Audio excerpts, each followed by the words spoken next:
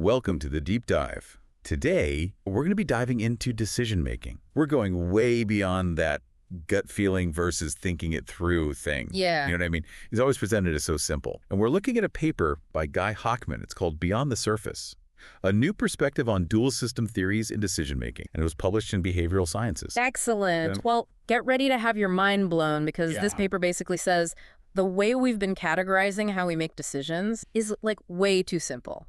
Okay, so is it more than just that classic system one, fast, emotional versus system two, slow, rational? It is more complex. Okay. The paper really dives into how both our intuitive and deliberate systems can use simple rules of thumb and also weigh a lot of factors. Like imagine deciding how to get to work. Some days it's total autopilot. Other days you're like checking traffic reports and just, figuring out the best route. You can switch between those, right? Decision-making seems to be just as flexible. That does sound more realistic, but definitely more complex. So how does the paper support that idea?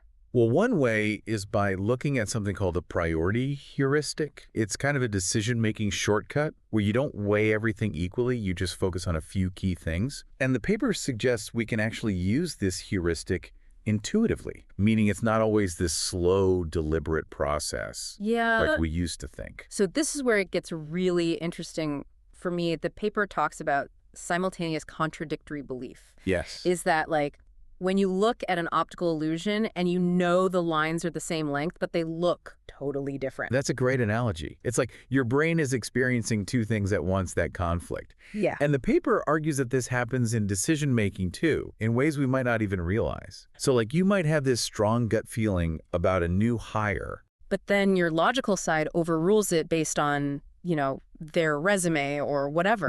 Right. Even though you made that logical choice, that gut feeling could still be influencing you in subtle ways. It's like our brains are having these mini arguments all the time. Yeah. And we only see the winner. No wonder big decisions are so draining. So does the paper go into how this actually plays out, like in our brains? It does, with some fascinating case studies. One study they talk about looked at people's pupils when they were making risky decisions. Wait, pupil size. How does that relate to decision-making? Well, turns out our pupils dilate a bit when our brains are working hard or when we're feeling more aroused or stressed. So in this study, they found that even when people's choices didn't show the typical aversion to loss, that whole being more afraid of losing than excited to win, their pupils still reacted more strongly to potential losses. So even if someone logically understands a risk, their body might be saying, whoa, hold on. That's huge for leaders. Big time. Imagine thinking your team is totally on board with a risky project, but their pupils are telling a different story. That could change everything. Exactly. It just highlights how much is going on beneath the surface, right? Right. When we make decisions. So another case study they use is something called peripheral arterial tone. Is that kind of like a blood pressure measurement? Yeah, it gives insight into our fight or flight response. So it's like even when we've learned to control our reactions on the outside, our bodies might still have a more primal response. Yeah, like a gut reaction. To potential threats, even if our conscious mind is saying it's okay. Exactly. You've hit the nail on the head. This is wild. How does the paper connect these complex decision-making processes to what leaders and managers do every day? That's where it gets really practical. This research suggests that just knowing about common biases like loss aversion or confirmation bias isn't enough. So there's like a whole other level of self-awareness that leaders need to develop. Totally. Leaders need to be aware of these subtle gut feelings that could be influencing their choices without them even realizing it. And not just their feelings, but their team's feelings too. Exactly. That's the tricky part. It's easy to think you're being objective, but then later realize some hidden fear or desire totally swayed you. It happens all the time. Well, I think it starts with creating a culture where people can voice their gut feelings. Even if they don't fully understand them? Even if they don't, because the best decisions often come from a blend of both. Yeah, we've all had those moments where we overthink something and realize our initial instinct was right all along. Right, and sometimes those quick, intuitive judgments are surprisingly accurate, especially when we have a lot of experience in a certain area. Think about like firefighters or ER doctors making those split-second decisions. Oh, yeah. They don't have time to overanalyze.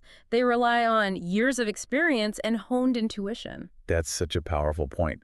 So it's not about always ignoring our gut, getting stuck in analysis paralysis. It's about understanding when each approach is most useful. Absolutely. And to understand the interplay between these approaches even better, the paper actually digs into some specific modeling analyses. So these modeling analyses might sound kind of technical, but bear with me because they offer some really practical insights for leaders like you.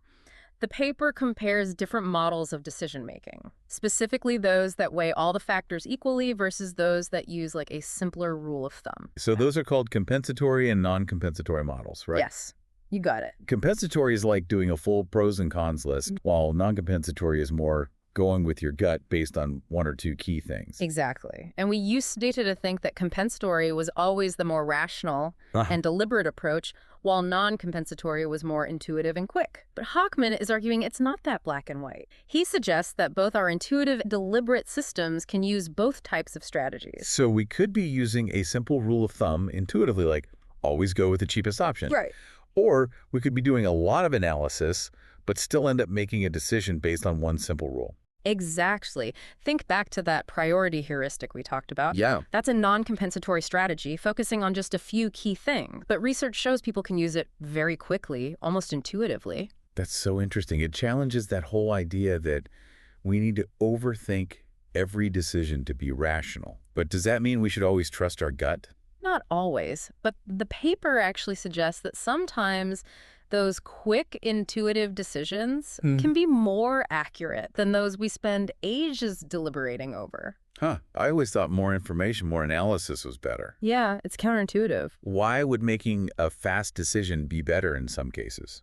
Well, sometimes overthinking can lead us down this rabbit hole of what-ifs and worst-case scenarios. Oh, for sure. And the research that Hochman cites shows that in certain situations, people who made decisions more quickly, relying more on their intuition, actually made better choices than those who overanalyzed things. I know I've definitely overthought things in the past, only to realize my initial instinct was right.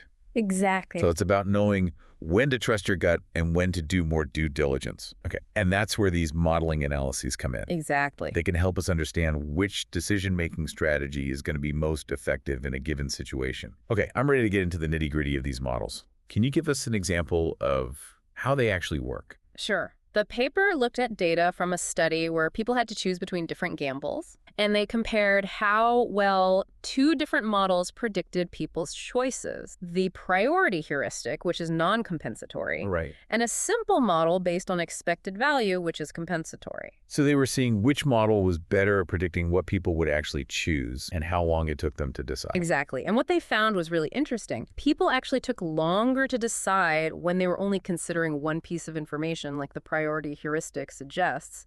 Oh, so they were faster when they had more information to consider. It's surprising. Yeah, I would have thought the opposite. But it suggests that even when we think we're using a simple rule of thumb, our brains might still be doing these more complex calculations in the background. Interesting. They also looked at how often people chose the option that each model predicted they would choose. And guess what? When there was a big difference in the expected value of the options, people were more likely to choose the option with the higher expected value, even if it took them longer.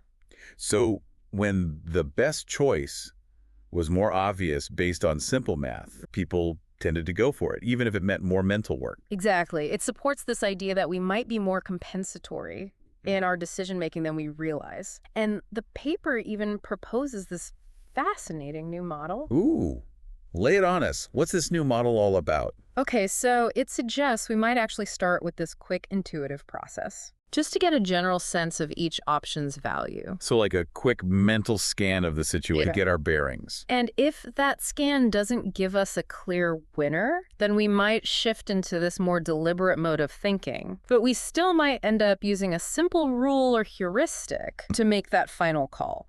So we layer these different approaches, starting with intuition and then adding analysis if we need it. And while this model definitely needs further research, it's exciting because it gives us this framework for understanding how we navigate between those different decision-making modes. This is all super interesting, but how does it actually help those leaders and managers who are making tough calls day in and day out? Well, one of the biggest takeaways, I think, for leaders is that we need to be more aware of how complex our decision-making processes really are.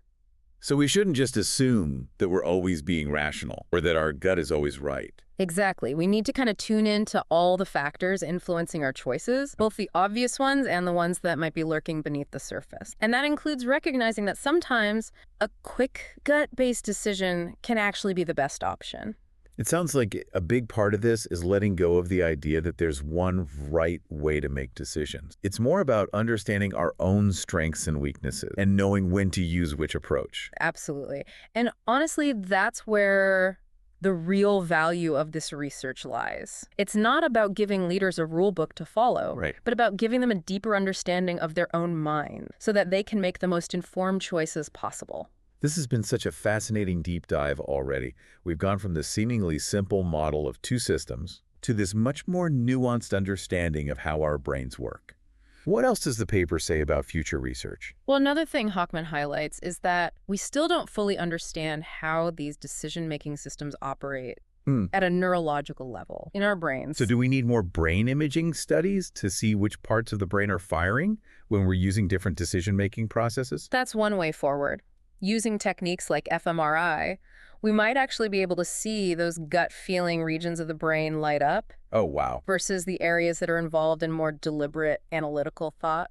That would be amazing to actually see what's happening when we make a snap judgment versus when we really carefully weigh all the options. It feels like we're on the verge of this whole new understanding of how the human mind works. It's really exciting. What kind of impact could this research have? Like, how can it actually change things? Well, for one, it can help us design better decision-making tools. Instead of forcing us to be either purely intuitive or purely analytical, we can create tools that actually support both. Imagine apps that help leaders visualize data in a way that speaks to their intuition, while also offering space for deeper analysis when they need it. That would be so helpful. And beyond those individual tools, this research could also help us create better organizational structures. We could build in more opportunities for diverse perspectives to be heard. Yes. Create space for both quick decision-making and careful deliberation. That's a balance. It's not one or the other. Wow, this deep dive has been so thought-provoking. We've really challenged that idea of gut versus logic and uncovered this whole new level of complexity in how our brains make decisions. Any final words of wisdom for our listeners, especially those leaders and managers who are wrestling with these decisions every day? I think the key takeaway here is to embrace humility when it comes to decision-making. None of us are always rational. Our intuition isn't always right, but by understanding our own decision-making processes and being open to different approaches, we can make more informed choices. And create a world where better decisions are the norm. Exactly. That's the goal. This has been a fantastic exploration of the fascinating world of decision-making. We hope you've enjoyed this deep dive and that it's given you some things to think about. Until next time, keep diving deeper.